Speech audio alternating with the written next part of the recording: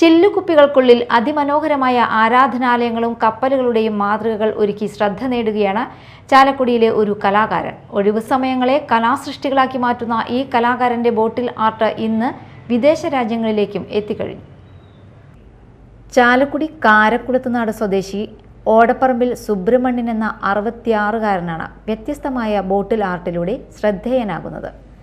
ടൈലറായും കെട്ടിട നിർമ്മാണ തൊഴിലാളിയുടെ സഹായിയായും ജോലി ചെയ്യുന്ന സുബ്രഹ്മണ്യൻ ഒഴിവു സമയങ്ങളിലും രാത്രിയിലുമാണ് കലാസൃഷ്ടികൾക്കായി സമയം കണ്ടെത്തുന്നത്. ആക്രിക്കടകളിൽ നിന്ന് ശേഖരിക്കുന്ന ചില്ലുകുപ്പികളാണ് അദ്ദേഹത്തിൻ്റെ സൃഷ്ടികളുടെ ക്യാൻവാസ്. കനം കുറഞ്ഞ മൾട്ടിവുഡ് ചെറിയ കഷ്ണങ്ങളാക്കി മുറിച്ചാണ് ആദ്യം ശില്പങ്ങളുടെ രൂപരേഖ തയ്യാറാക്കുന്നത്.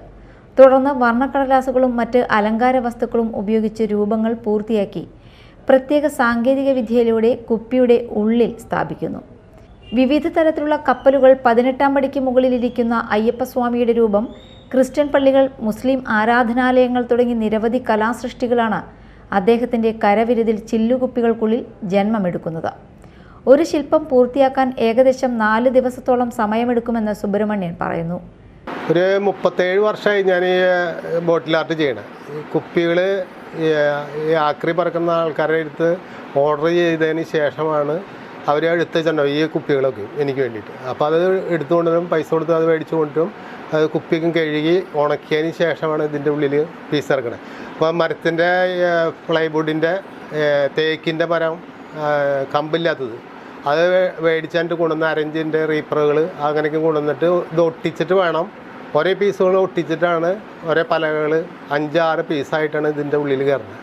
അപ്പോൾ കയറുമ്പോൾ ഒരു പീസ് കയറ്റി കഴിഞ്ഞാൽ പിന്നെ ഒന്നും ചെയ്യാൻ പറ്റില്ല. ആ കുപ്പി അടുത്ത കുപ്പി എടുക്കും, അടുത്തേക്ക് ഞാൻ അങ്ങനെ പീസിറക്കി അങ്ങനെ കയറ്റും.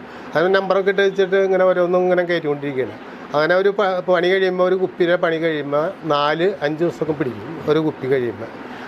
ഇതിൻ്റെ സീക്വൻസ് സാധനങ്ങൾ പേപ്പറുകൾ ഒക്കെ തൃശ്ശൂർ ഫെജി എന്നൊക്കെ എടുക്കുന്നത്.